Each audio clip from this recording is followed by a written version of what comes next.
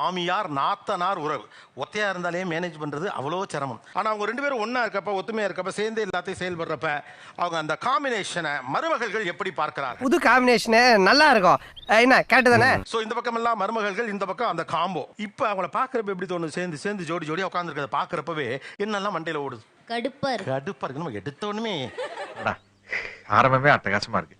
அப்படியே மேல போறா சார். எங்களை ஒருத்தங்களை சமாளிக்க அவங்க 2 பேர் வந்திருக்காங்க. உங்க ஒரு ஆளை சமாளிக்க 2 பேர் வந்திருக்காங்க. இது கெத்து. இனி என்னென்னலாம் நடக்க போதோன்னு தோணுது. இனி என்னென்னலாம் நடக்க போதோ? இனி நடக்க போற விபரீதங்களுக்கு நான் பொறுப்பு இல்ல. தனியா இருக்கும்போது எங்க மாமியார் நிஜமாவே என்கிட்ட நல்லபடியா பேசுவாங்க. எங்க நாத்தனார் ஊர்ல இருந்து வந்துட்டாங்கன்னா போதும், அவங்க வந்துட்டு அவங்க ஊருக்கு போய் 2 நாள் கழிச்சு வரைக்கும் என்கிட்ட நல்லாவே பேச மாட்டாங்க. அங்கதான் நிக்கிறா வர்க்கீஸ். அந்த வந்துட்டு போன இம்பாக்ட். ஆமா. வரவங்க போறவங்க சொன்னா கூட என் பொண்ணு தான் இருந்தாலும் நான் அதெல்லாம் பெருசா எடுத்து அப்ப சொல்றாங்க மாட்டிக்கிட்ட பங்கு இருந்தா கூட அவங்க சொன்னா கூட எடுத்துக்க மாட்டேன். ஓ, அந்த நாத்தனார் உங்களுக்கு வீட்டுக்கு வர்றாங்கன்னு செய்தி கேள்விப்பட்டா உங்களுக்கு எப்படி இருக்கும்? அந்த ஒரு பேய் வந்து சொன்ன நமக்கு ஒரு பயம். ஐயோ நம்மள வந்து என்னெல்லாம் போட்டு கொடுப்பாங்களோ, என்ன நடக்குமோ. நம்மளோட பிரசன்ஸ் வந்து அவங்க வரும்போது கொஞ்சம் டவுனா தான் இருக்கும். மத்தபடி நம்ம தான் சென்டர் ஆஃப் அட்டென்ஷனா இருப்போம். என்னை கண்டுக்கிறது இல்லையா? அவாய்ட் பண்றாங்களா? அவங்க வந்துட்டாங்கன்னா நம்ம ஒரு ஓரமா இருக்கிற மாதிரி தான் ஃபீல் ஆகும். அவங்க சத்தம் தான் கொஞ்சம் பெருசா இருக்குமா? வந்து எப்பயாச்சும் ஒரு டைம் தான் அம்மாவை பார்க்க வருவேன்.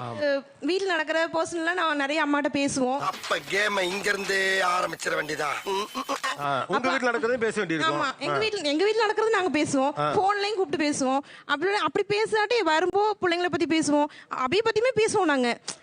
ஏமா நோக்கு எவ்வளவு தைரியம் இருக்கணும். என்ன பண்றாமா, கரெக்டா இருக்காங்களா, வீட்டுல ஹஸ்பண்ட் ஒய்ஃப் கூட கரெக்டா இருக்காங்களா, அதெல்லாம் பேசுவோம். அபியை பத்தியும் பேசுவோம்னு சொல்லல. அப்படி ஒரு சிரிப்பு அங்க. மாமியார் ஏ மாமியார் ஏ மாமியார் அம்மாவும் பிள்ளையும் பலதும் பேசுவோம். மருமக கிட்ட என்ன பேசணுமோ அதை பேச முடியும். மக கிட்ட என்ன பேசுவோமோ அதை பேச முடியும். சொல்லும் போது என்ன சொல்லுவாங்கன்னா, நாங்க மருமக மகன் பிரிச்சு பார்க்க மாட்டோம், எல்லாம் ஒண்ணுன்னு தான் சொல்லுவாங்க. வா ரொம்ப கருத்தா பேசுற. உன்னை ரொம்ப பிடிச்சிருக்கு. I like you. ஆனா பேசும்போது மட்டும் பிரிஞ்சிரும்.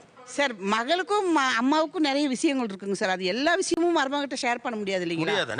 எச்சரிக்கையா நிக்கிறது ரொம்ப நல்லது, இல்லனா டேஞ்சர். ஓகே, ரியாலிட்டி தானே. இப்ப நீங்க உங்க அம்மாட்ட பேசுற எல்லாத்தையும் உங்க மாமியார்ட்ட பேச முடியல. அது வந்து கொஞ்சம் ஸ்டொமக் பர்னிங்கா இருக்கும். அவங்க ஜாலியா இருக்காங்க. ஓகே, ஹஸ்பண்ட் ஒய்ஃப் நல்ல மாமியார், ஃப்ரெண்ட்லியா இருக்காங்க, சிரிச்ச முகம், சந்தோஷமான ஆள் மாதிரி இருக்காங்க. ஒரு சிஸ்டர் இருக்காங்க. அவங்க வந்து எப்படின்னா பக்கத்து ஏரியா தான். அங்க தண்ணி வரலன்னா கூட இங்க தான் ஃபோன் வரும் ஃபர்ஸ்ட்.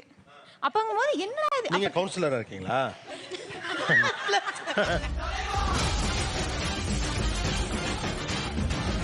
அவங்கறத விட எனக்கு அவங்க மேல கேரிங் தான். ஏன்னா இப்பதான் அவங்க ரெஸ்ட் எடுக்கிற ஏஜ். இங்க இவங்க 2 பேத்துக்கிட்ட பேசி அவங்களுக்கு தலைவலி வரும்.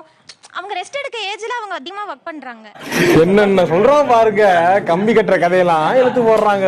உங்களுக்கு கொஞ்சம் டயர்ட் ஆகுதா இல்லையா? வயசு ஆக ஆக எல்லா கவலைகளையும் கேட்கறது கண்டிப்பா ஆகுதுங்க. பொண்ணுங்கள் வந்து என்கிட்டயே அவங்க அப்பாவுக்கு வாய் பேச முடியாதுங்க சார். எல்லா விஷயமும் நானே தான் பார்த்தாகணும். அப்ப எல்லா கம்ப்ளைண்ட்டும் அதுக்கு அடுத்து நாம தான். எல்லாமே நம்ம கையில தான். மாமியார் கேட்கறப்ப ஏகப்பட்ட ரெஸ்பான்சிபிலிட்டி இருக்க பட்சத்துல உங்க வீட்டு வேலை இருக்குல்ல, அதை மேக்சிமம் அவங்கள எதையும் பார்க்க விடாம அங்க பாருங்க கவுன்சிலர் கையை தூக்கிட்டாப்ல.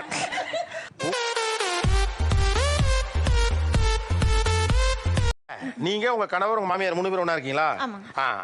அப்ப அங்க நீங்க மட்டும் வேலை பாப்பீங்களா இல்ல மாமியார் பாப்பாங்களா? இல்ல அவங்க தான் மோஸ்ட்லி பண்ணுவாங்க. நான் அவங்களுக்கு வயசாயிட்டு போகுது. அண்ணே சொல்ற மாதிரி கருத்தோட மோதா. இவளுக்கும் நான் தான் பார்த்தாகணும். இவங்க வீட்டுக்காரர் வேலையும் நான் தான் பார்த்தாகணும். பிள்ளைங்க 2 தொல்லைங்க எல்லாமே நான் தாங்க பார்த்தாகணும். அது இப்போ கொஞ்சம் அட்ஜஸ்ட் பண்ணனா என்னோட சுமை கொஞ்சம் குறையும். நீங்க சொல்றது கரெக்ட். அது காலத்தின் கட்டாயம். இது ஒரு தப்பா? இப்ப அபியுடைய கவலை என்ன? மாமியார் அதிகமாக வேலை பார்க்கிறார்களே என்று வருத்தமா, இல்ல நம்ம வீட்லயே அவ்வளவு வேலை கிடக்கு? இல்ல இப்படி எல்லாம் அசிங்கப்படுத்தப்படாது சார்.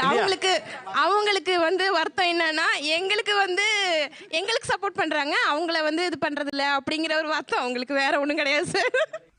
ரொம்ப குஷியோ? உண்மையை சொல்ல போனோம்னா அவங்க சின்ன வயசுல இருந்தே எந்த ஒரு ஹாப்பினஸும் பார்த்தது இல்ல. சோ அவங்களுக்கு இந்த வயசுல ஸ்ட்ரெஸ் கொடுக்காம இனிமே அவங்க பேரன் பேத்தி கூட கொஞ்சம் ஜாலியா ஃபன்னா இருக்கட்டும் வீட்ல அப்படிங்கிற ஒரு ஸ்டேட்மெண்ட். எனக்கு இதெல்லாம் பழக்கமே இல்லங்க. பழகிக்க. அவங்க வீட்லயும் நம்ம போய் பேசிட்டு இருக்க முடியாது. அப்ப நம்ம என்ன பண்ணலாம்? மாமியாருடைய ஹெல்த் தான் இங்க முக்கியம். நீங்களும் உங்க கணவரை அவங்கள உட்கார வச்சு சந்தோஷமா பாத்துக்கங்க. ஒரு வேலையும் பார்க்க விடாதீங்க. ஓகே தானே? அதுக்கு நீ தயாராயிக்க. Okay okay. அழக்கூடாது, உண்மையா பேசுங்க. அங்க நான் பார்க்கலன்னா சார் ஒரு நான் பொழுது இவங்களால கடத்த முடியாதுங்க சார். பிள்ளைங்களும் சரி, மூஞ்சிக்கே தான் சார் சொல்றேன். கேட்டியாடி கதையே?